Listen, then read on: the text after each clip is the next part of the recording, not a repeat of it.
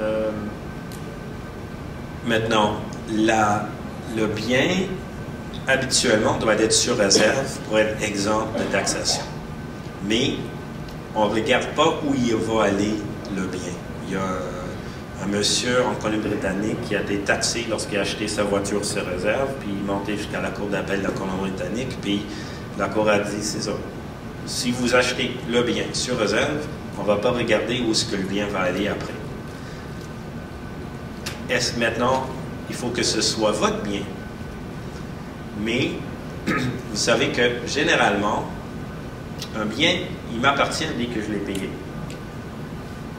Parfois, on va faire, je ne sais pas si vous connaissez l'expression COD. On va dire, je vais acheter ça COD. Ça veut dire Cash on Delivery, c'est-à-dire payable sur livraison.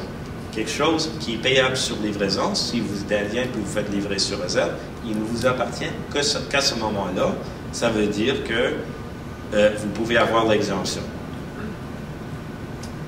Maintenant, je vais expliquer que dans certains domaines, il y a une politique du gouvernement qui est différente du strict droit. C'est-à-dire, c'est différent de ce que je vous dirai et l'état du droit en me fiant à la loi sur les Indiens et les jugements du tribunal.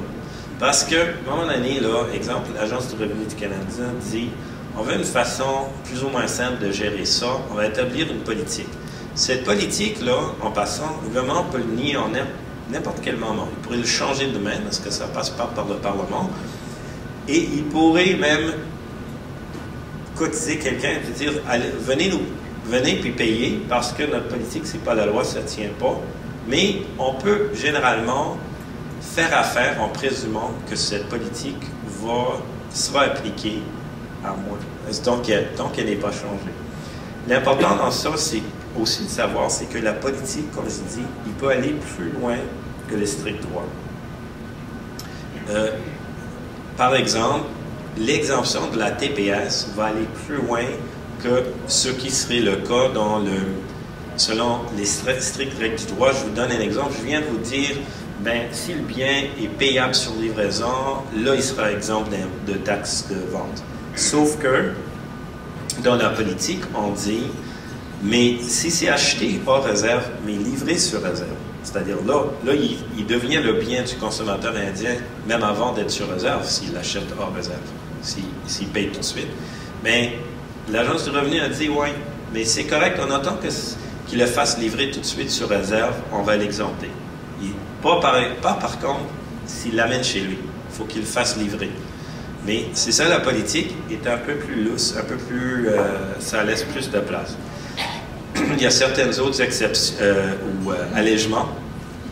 Certaines corporations qui appartiennent ou sont gérées par une bande, s'ils sont en but lucratif, sont exemptés de TPS, TVQ. Les bandes et les entités mandatées par les bandes ne payent pas la TPS, TVQ sur les services achetés en réserve. Moi, je suis, par exemple, comme avocat, quand j'ai un client qui est un individu, qui est un Indien, je suis obligé de lui charger la taxe parce que, selon l'Agence du revenu, je ne suis pas en train de lui vendre un service sur réserve quand je suis dans mon bureau. Par contre, lorsque c'est un conseil de bande, une entité mandatée par un conseil de bande, là, il y a un allègement. Je ne suis pas obligé de le charger. Il y a une sous-exception à ça, mais je n'entrerai pas là-dedans.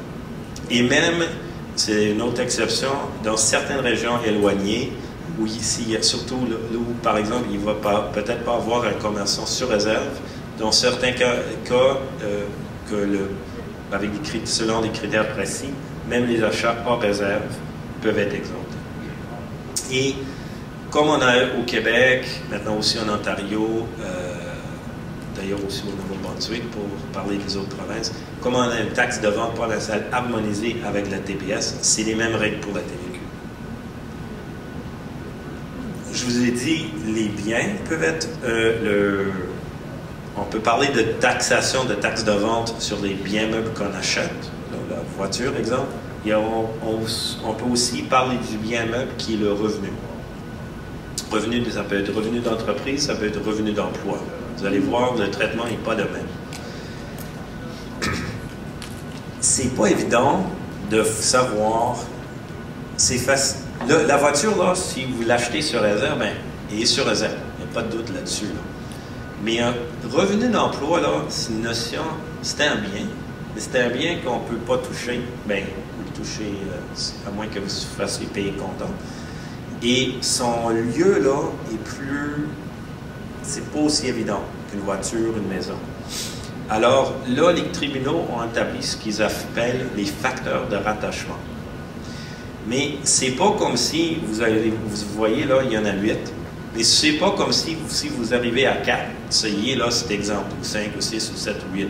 C'est des facteurs apaisés, mais il n'y a pas de... c'est du cas par cas.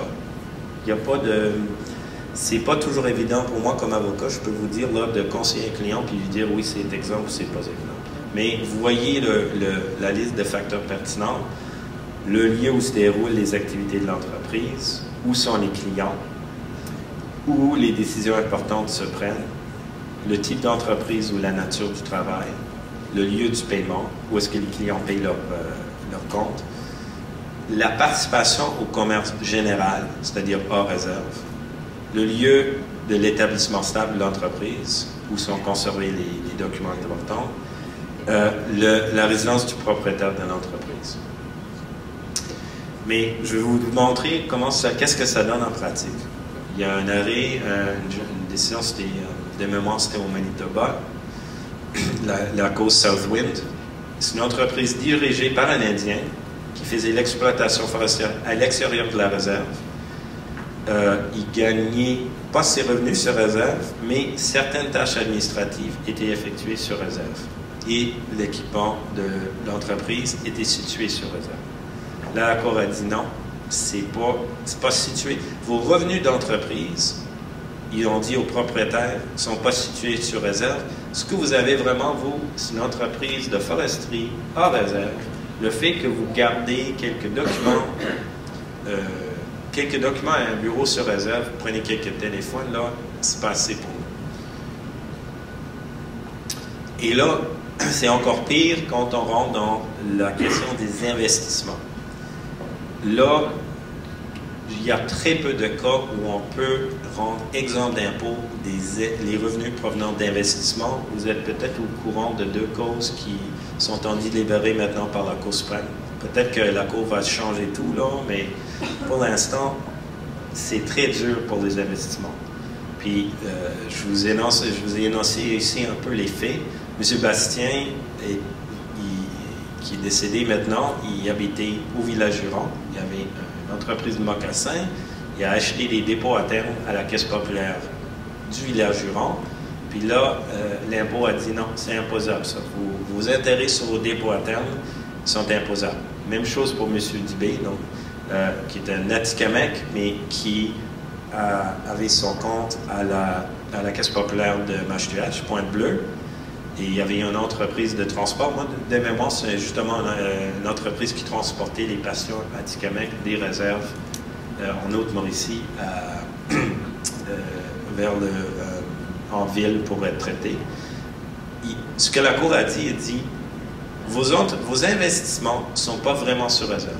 Ce n'est pas parce que vous les mettez dans un compte sur réserve qui sont vraiment situés sur réserve, parce que l'argent, il flotte dans le grand océan des marchés boursiers et marchés d'obligations du monde entier.